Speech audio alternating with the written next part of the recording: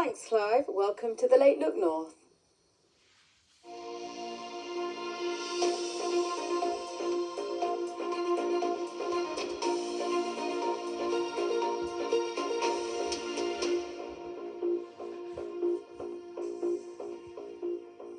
Good evening, I'm Sharuna, Sagar. Good to have your company. More women than ever are being trapped in abusive relationships because they don't want to leave their pets behind in case they're harmed.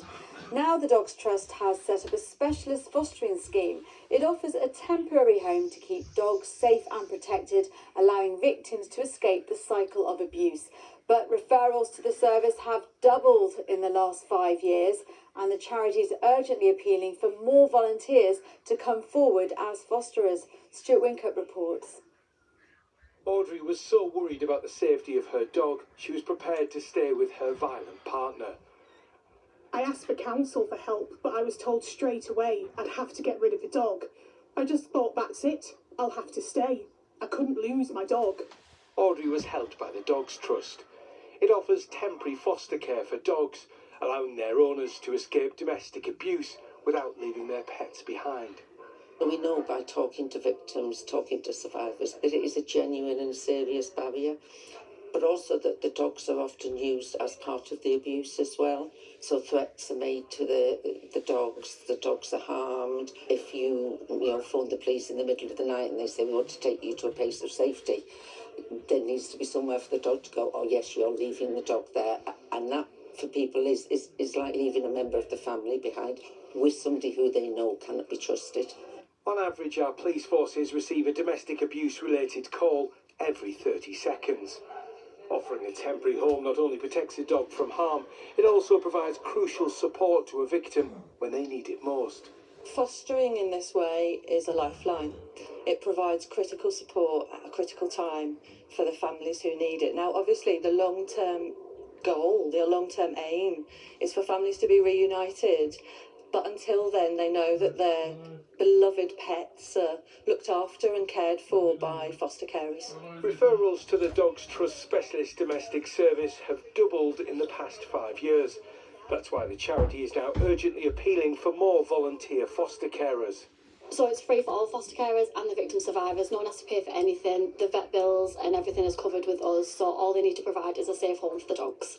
Audrey says the Dogs Trust Specialist Domestic Abuse Service offered her the chance she needed to turn her life around. I honestly don't think I would have survived. I'm so proud of what I've achieved. I'm free. Stuart Wynkoop, BBC Look North.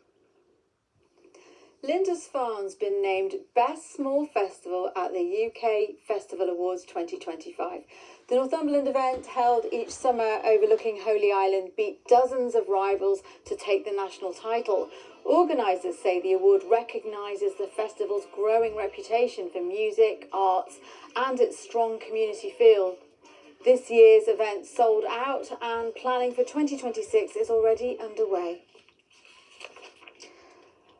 Right, well, Christmas trees may be on your mind right now if you haven't already put yours up, but apparently even these hardy little trees are having to adapt to climate change. Olivia Ritwell's been to see a grower near York, helping pioneer the development of trees that can withstand the increasingly unpredictable weather. At York Christmas trees, they harvest between 10 and 12,000 trees a year, supplying stately homes, fancy hotels, as well as a lot of local living rooms. These mini versions were planted this spring, but it'll be about 7 years before they're big enough to sell.